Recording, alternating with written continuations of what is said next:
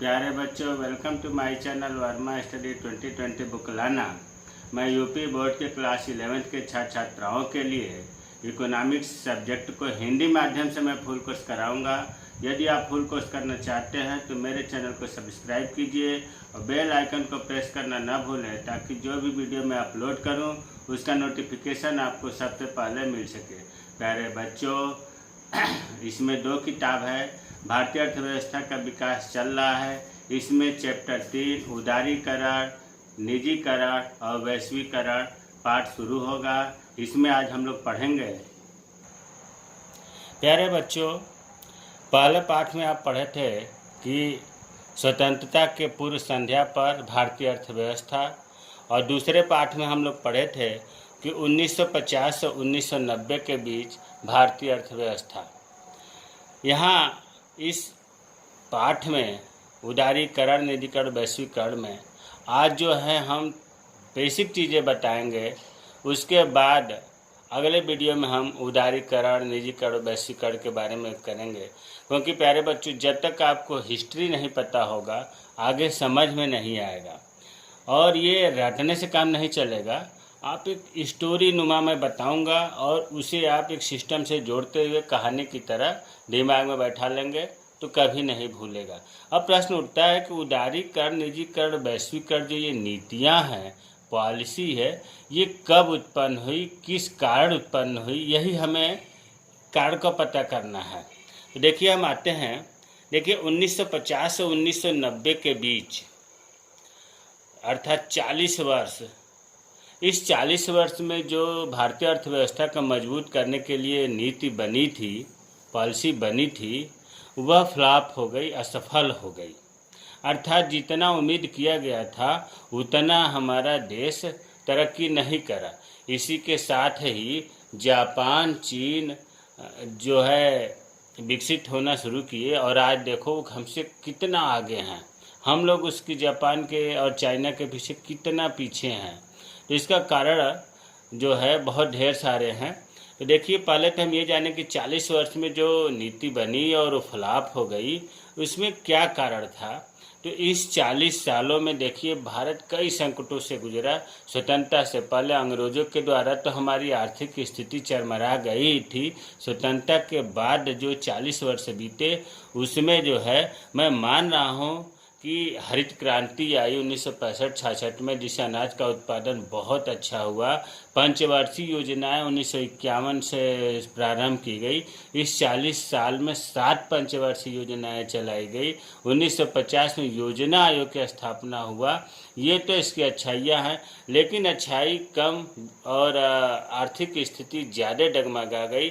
इसका कारण ये था कि इस 40 सालों में 4 बार तो पाकिस्तान ने युद्ध कर दिया हमारे देश पर, 1 बार तो चाइना ने कर दिया।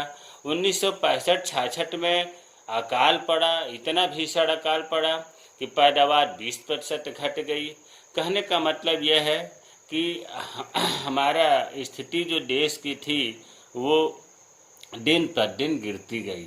अब हुआ क्या कि 1980 के दशक में, प्यारे बच्चों, जो ये नीति है उदारीकरण, निजीकरण, वैश्वीकरण, ये 1991 से प्रारंभ हुआ। लेकिन ऐसा तो है नहीं कि एक ही दिन में स्थिति हमारी खराब हो गई।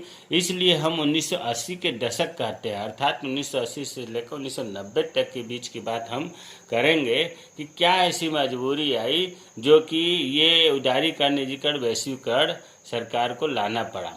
तो देखिए, 1980 के दशक में सरकार जो थी, भारत सरकार, गवर्नमेंट, अपने शासन को, सामान्य प्रशासन को चलाने के लिए, नीतियों को क्रियान्वयन करने के लिए जो फंड जुटाती थी, उसके 2 क्षेत्र मुख्य थे। एक तो कर था और दूसरा सार्वजनिक उद्योग। सार्वजनिक उद्योग का मतलब कि सरकारी उद्योग जो थे, इससे सरकार फंड जुटाती थी, और फंड से सामान्य प्रशासन मतलब सरकार अपना खर्चे चलाती थी और नीतियों का क्रियान्वयन करती थी। लेकिन हुआ क्या कि व्यय जो है ज़्यादा होता था और आय कम होती थी। प्यारे बच्चों, जब व्यय ज़्यादा होगा, आय कम होगी, तो क्या होगा? घाटा होगा, राजस्व घाटा होगा। और इस घाटा को प्रबंध करने के लिए, अर्थात वित्तीय प्रबंधन करने के लिए सरकार क्या करती थी कि सरकार बैंकों से उधार लेती थी, जन सामान्य लोगों से उधार लेती थी, अंतर्राष्ट्रीय वित्तीय संस्थानों से उधार लेती थी। के लिए अपना वित्तीय प्रबंधन करने के लिए। और होता क्या था कि जब वित्तीय प्रबंधन के लिए सरकार बैंक से, जन सामान्य से और अंतर्राष्ट्रीय वित्तीय संस्थानों से उधार लेती थी, तो इससे क्या होता था कि जब अपने यहाँ राजस्व कम होता था, घाटा होता था, तो बेरोजगारी बढ़ने लगी, गरीबी बढ़ने लगी और इस दशक में जनसंख्या बहुत तेज़ी से बढ़ने लगी, जिससे सरकार को अपना तो राजस्व कम मिलता ही था, उससे ज़्यादा खर्च करना पड़ता था और अतिरिक्त राजस्व कहीं से मिलता नहीं था। अब सरकार जो इसके सामने बहुत समस्या आने लगी कि खर्चे तो बहुत ज़्यादा होने लगे, आय बहुत कम होती थी। अब क्या हुआ कि इसमें जो समस्याएं आई उनके बारे में हम चर्चा करेंगे। जैसे समस्या आई ये 1980 के दशक की बात कर रहा हूँ कि आवश्यक वस्तुओं की कीमतें तेज़ी से बढ़ने लगी। जब हम दूसरे देश से आयात करते थे, उधार लेते थे, तो जो आवश्यक वस्तुएं थी उनकी कीमतें तेज़ी से बढ़ने लगी, अर्थात महंगाई बढ़ने लगी, इन्फ्लेशन बढ़ने लगा। दूसरा, बैलेंस ऑफ पेमेंट बहुत ख़राब था। कहने का मतलब ये कि विदेशी मुद्रा के जो सुरक्षित भंडार थे वो बहुत कम होते गए थे। आयात ज़्यादा होने लगा और निर्यात कम होने लगा। तीसरी समस्या थी कि सार्वजनिक क्षेत्र में निवेश किया गया, मतलब सरकारी जो क्षेत्र था उसमें गवर्नमेंट ने तो निवेश किया लेकिन लाभ नहीं होता था, घाटा होता जा रहा था। रुपए की वैल्यू लगातार कम होती जा रही थी, गिरती जा रही थी। अब विदेशी मुद्रा को जो सुरक्षित भंडार, जब हम आयात किसी चीज़ को करते थे तो उसे हमें विदेशी मुद्रा देना पड़ता था और हमारे पास विदेशी मुद्रा था ही नहीं, जो था वो बहुत कम होता जा रहा था। इतना तक कि विकास करने के लिए तो आयात उधार लेते ही थे, खाने के लिए, उपभोग के लिए भी लेना पड़ता था। इतना हमारी आर्थिक स्थिति कमज़ोर हो गई। और प्यारे बच्चों, एक ऐसी स्थिति आई कि हमारे देश में मात्र 15 दिन के लिए जो आवश्यकताओं के लिए जो धन था, विदेशी मुद्रा का भंडार था, वो मात्र 15 दिन के लिए शेष बच गया था। ऐसे में सरकार करे तो क्या करे? अंतर्राष्ट्रीय उधारदाताओं जो जिससे पैसे लिए थे दूसरे देशों से, अंतर्राष्ट्रीय वित्तीय संस्थाओं से, उनके ब्याज तो अपना देश चुका ही नहीं पा रहा था, तो और कौन उधार दे देगा? भारत सरकार के पास विदेशी मुद्रा भी नहीं बची थी। आरबीआई के पास इसने सोना रख दिया गिरवी, भारत सरकार ने यहाँ के वित्तीय प्रबंधन करने के लिए। आप परिवार में ले लो, कभी ऐसी स्थिति आ जाए कि सोना को गिरवी अगर रखना पड़े तो सोचो कि अब इससे स्थिति निम्न क्या हो सकती है। वही स्थिति हमारे देश की थी कि अंतर्राष्ट्रीय वित्तीय संस्थाएं उधार देना बंद कर दिए, उनका हम ब्याज नहीं चुका पा रहे थे, महंगाई बढ़ने लगी, हमारे बेरोजगारी बढ़ने लगी, गरीबी बढ़ने लगी, जनसंख्या ज़्यादा होने के कारण खर्चे बढ़ गए, अतिरिक्त कमाई नहीं हो पा रही थी। ऐसी स्थिति में कोई अब बाहर का जो देश था, अंतर्राष्ट्रीय जो देश थे, वो भारत में निवेश भी नहीं करना चाहते थे। वो डर गए थे कि यहाँ पैसा डूब जाएगा।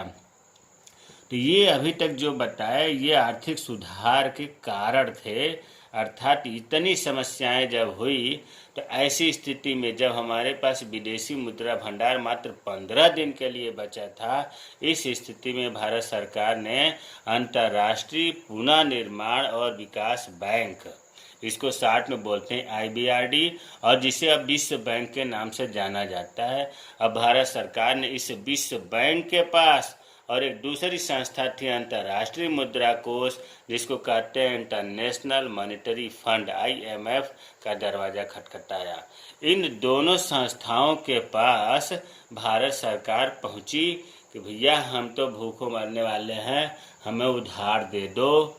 फिर ये जो दोनों संस्थाएं थीं, कौन कौन? विश्व बैंक और अंतर्राष्ट्रीय मुद्रा कोष, इन्होंने $7 बिलियन, ध्यान दीजिए, $7 बिलियन का ऋण उस संकट का सामना करने के लिए देने को तो तैयार हो गए। अंतर्राष्ट्रीय मुद्रा कोष विश्व बैंक जो है भारत को ऐसी संकट का सामना करने के लिए $7 बिलियन का ऋण देने के लिए तैयार हो गया। लेकिन ऋण को देने के पहले इन संस्थाओं ने, विश्व बैंक और मुद्रा कोष, भारत सरकार पर कुछ शर्तें लगा दी।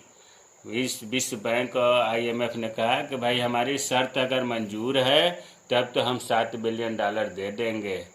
भारत सरकार ने पूछा कि क्या शर्त है, तो पहला शर्त उन्होंने संस्थाओं ने लगाया था कि उदारीकरण करना पड़ेगा। मतलब जितने सार्वजनिक क्षेत्र हैं या निजी क्षेत्र हैं उनको आपको उदारीकरण करना पड़ेगा, उदारता उनके साथ दिखानी पड़ेगी। जो ये नियम बनाए गए हैं कि लाइसेंस लेना है, ये लेना है, वो लेना है, इन सबको ख़त्म करना पड़ेगा ताकि निजी संस्थाएं जो है उद्योग लगा सकें। दूसरा शर्त ये था कि निजी क्षेत्र में कंपनियों पर जो प्रतिबंध लगा है उसे हटाना पड़ेगा तथा अनेक क्षेत्रों में सरकारी हस्तक्षेप कम करनी पड़ेगी। मतलब दोनों संस्थाओं ने ये कहा, पहली शर्त लगाई कि उदारीकरण करना होगा। उदारीकरण क्या है आगे विस्तृत रूप से पढ़ेंगे। दूसरा शर्त ये लगाया कि निजी क्षेत्र में जो कंपनियां हैं उन पर जो प्रतिबंध लगाया गया उसे भी हटाना पड़ेगा और अनेक क्षेत्रों में जो सरकारी हस्तक्षेप है उसे भी कम करना पड़ेगा।